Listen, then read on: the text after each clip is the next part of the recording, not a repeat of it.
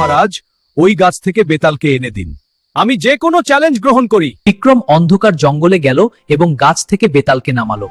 আবার আমাকে নিয়ে যাচ্ছ? বিক্রম চুপচাপ বেতালকে কাঁধে নিয়ে হাঁটতে থাকে। রাজা, আমি একটা গল্প বলবো, উত্তর না দিলে মাথা ফেটে যাবে। বেতাল গল্প শুরু করলো।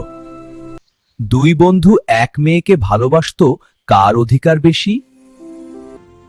বিক্রম একটু ভেবে উত্তর দিল। হ্যাঁ, আমি উত্তর দিচ্ছি। শোনো বেতাল, যে সত্যি ভালোবাসে তারই অধিকার বেশি। তুমি কথা বললে তাই আমি মুক্ত। বিক্রম আবার ফিরে গিয়ে বেতালকে নিয়ে আসে। আমি হাল ছাড়বো না। এভাবে বারবার বেতাল ধাঁধা দেয় আর বিক্রম উত্তর দেয়। শেষে বিক্রম বুঝে যায় সন্ন্যাসীর খারাপ উদ্দেশ্য। বিক্রম বুদ্ধি খাটিয়ে সন্ন্যাসীর পরিকল্পনা ভেস্তে দেয়। সত্য আর বুদ্ধি সবচেয়ে বড় শক্তি। এইরকম মজার গল্প পেতে লাইক, শেয়ার আর সাবস্ক্রাইব করুন।